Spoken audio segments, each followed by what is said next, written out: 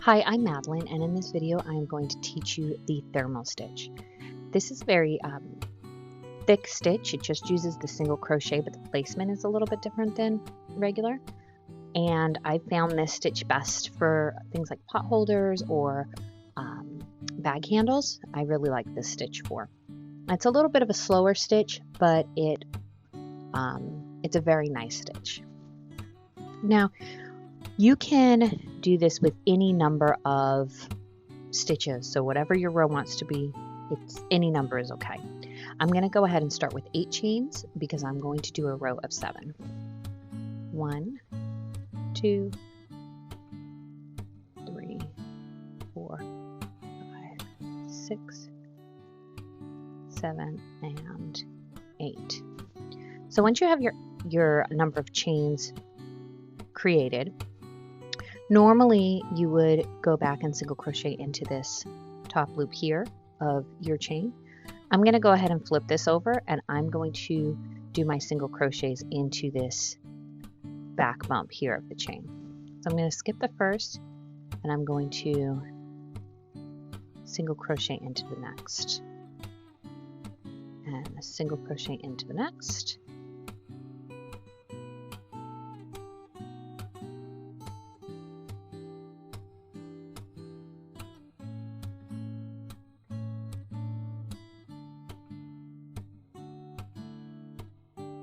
And again, I'm going just into those back bumps of the chain instead of the actual loop of the chain.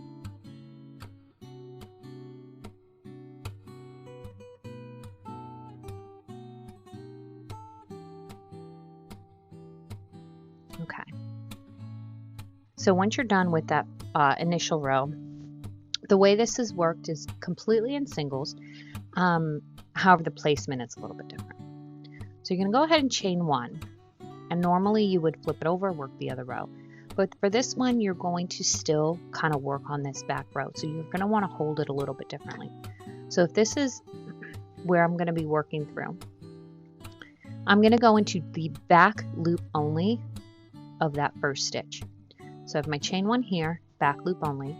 And then what I'm going to do is I'm going to also catch the loop from the previous row. So this is the back loop of the current row I'm on. This is the loop, the single back loop of the previous row that I just worked on. And you're just going to complete a single crochet. This is the back loop only, and then also catch the loop of that row before it. Now it's a little bit awkward at first as you get going with this stitch. It definitely does kind of form into the position that it's supposed to be in. Back loop, loop of the previous row,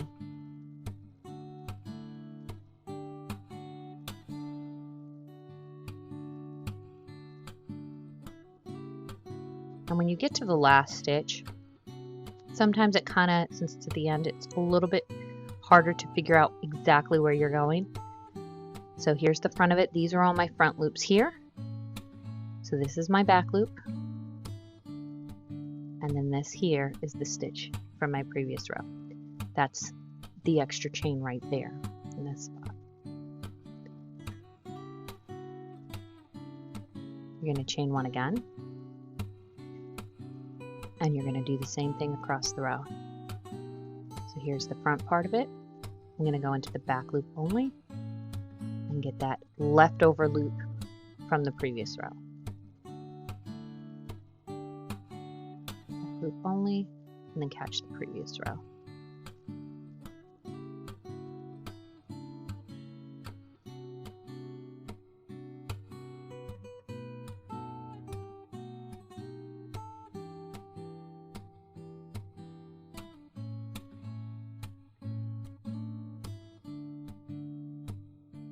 And as you can see, it's starting to get a little bit easier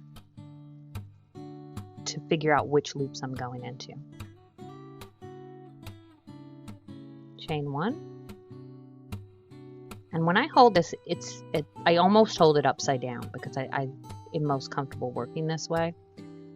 So this is technically the front of my work. Back loop only, leftover loop from the previous row. Back loop.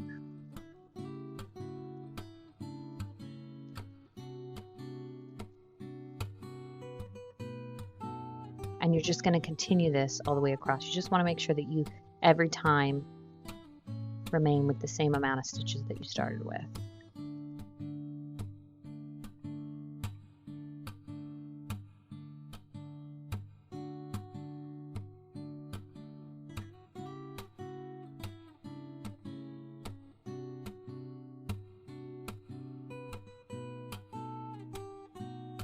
I'm going to do one more row here, and then I'm going to show you how to end it off, because it's a little bit different for the final row.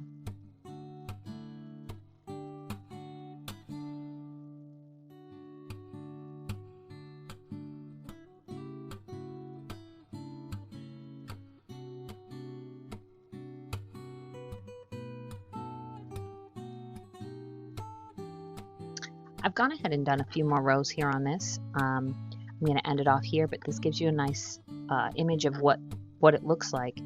And you would just continue to go on this until it was the length that you wanted.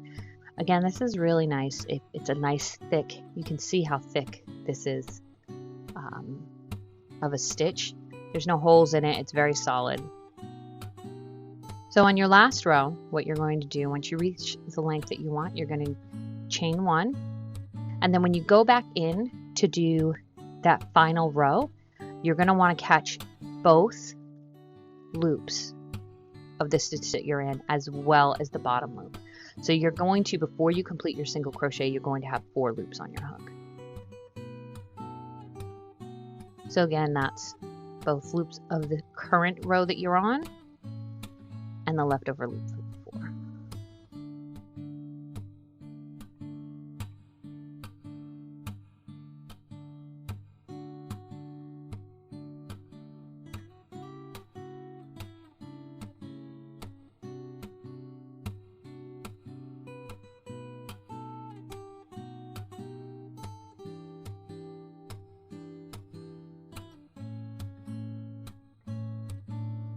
And this very last stitch here,